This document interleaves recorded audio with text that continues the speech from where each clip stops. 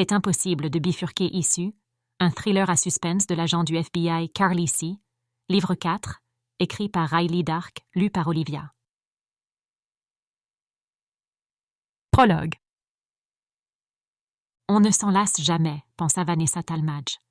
Elle inséra la clé dans la serrure et la tourna, puis ouvrit la belle porte vitrée et pénétra dans son domaine personnel. Elle mettait toujours un point d'honneur à arriver à la Talmadge Gallery avant l'ouverture le matin. Elle aimait apprécier toute sa splendeur pendant les heures calmes. Bien sûr, elle aimait aussi voir un client fortuné puiser dans ses ressources pour acheter une œuvre d'art qu'elle lui recommandait. C'est ainsi que son goût exquis contribuait à créer un monde plus parfait. Mais le fait d'avoir la galerie pour elle seule constituait la plus belle des récompenses eu égard à tout ce qu'elle avait accompli pour faire vivre cet endroit.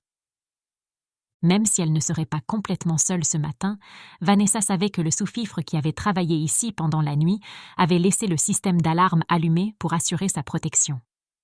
Elle se dirigea directement vers le boîtier de sécurité et composa habilement le code d'accès pour éteindre l'alarme. Enfin, elle enclencha les disjoncteurs, baignant toute la galerie principale d'une lumière blanche éclatante. Elle battit des mains et haleta de plaisir devant ce qu'elle voyait. Non, on ne s'en lasse jamais, pensa-t-elle encore. Une magnifique exposition l'entourait de tous les côtés. La galerie était spécialisée dans les œuvres d'artistes contemporains, connus, et de quelques autres récemment décédés. Elle s'était donné beaucoup de mal pour conclure des contrats et acquérir ces œuvres en vue de les exposer et de les vendre. Son équipe d'artistes faisait pâlir d'envie les autres galeries haut de gamme de Boston. Plusieurs sculptures élégantes ornaient le vaste sol de la galerie et les murs étaient couverts de peintures magnifiquement encadrées.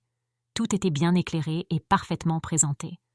De nombreuses œuvres avaient pour thème la Nouvelle-Angleterre, notamment des paysages et des scènes urbaines, tandis que d'autres comprenaient des portraits de personnes qui étaient ou avaient été célèbres dans la région.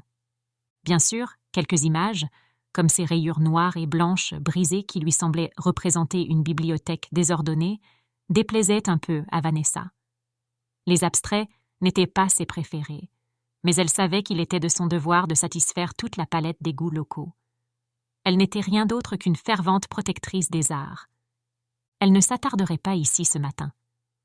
La lumière qui brillait à travers l'arcade de liaison révéla, comme prévu, que son conservateur travaillait dans la galerie secondaire où se tenaient les expositions spéciales et les réceptions d'inauguration. Tandis que ses talons hauts claquaient sur le parquet poli, Vanessa appela la jeune femme qu'elle attendait d'une voix sévère. « Ok, Michel, il est temps de me montrer de quoi tu es capable. » Le moral de Vanessa chuta brusquement lorsqu'elle franchit l'arche qui menait à la salle. Elle s'attendait à ce que la galerie soit prête pour le vernissage de l'exposition de Lalo Hernandez, un peintre hondurien prometteur. Mais toute la salle était en désordre, et rien n'était prêt pour ce soir. Moins de la moitié des tableaux se trouvaient à l'endroit où ils étaient censés être à l'heure actuelle. La plupart d'entre eux étaient encore par terre, adossés au mur, dans l'attente d'être suspendus, peu ou prou là où ils se trouvaient lorsqu'elle était partie, tard dans la nuit. Un spectacle incongru somme toute. Un flamboiement sauvage de couleurs latino-américaines regroupées en tas sous des étendues de murs blancs nus. Les yeux expressifs des visages de ces images semblaient la toiser avec tristesse, ou peut-être avec reproche. Des tables pliantes avaient été mises en place pour accueillir les amuse-gueules de la soirée et, bien sûr, une excellente sélection de vins. Mais il n'y avait pas de nappes sur les tables, ni de plateau de service. Pour ne rien arranger, Lalo Hernandez lui-même était en ce moment même à bord d'un avion en provenance d'Amérique centrale, afin d'être là à temps pour l'inauguration de ce soir. Vanessa se mit à frémir de rage. « Cette fille, pensa-t-elle, j'aurais dû le savoir. » Elle avait rencontré la conservatrice de cette exposition seulement quelques jours plus tôt. Bien qu'encore très jeune, Michelle Rice était arrivée ici avec toute une série de références prestigieuses, un diplôme de maîtrise en gestion des arts de l'Ivy League et plusieurs années d'études et de travail dans des galeries à Paris à son actif. Mais dès le départ, Michelle avait semblé à Vanessa plutôt écervelée et étourdie.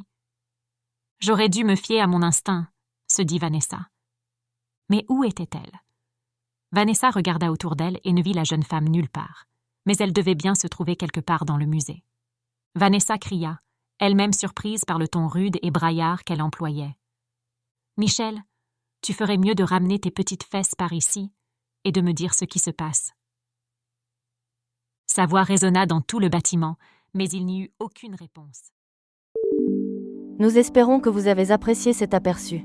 Pour continuer à écouter ce livre audio sur Google Play Livres, utilisez le lien dans la description de la vidéo.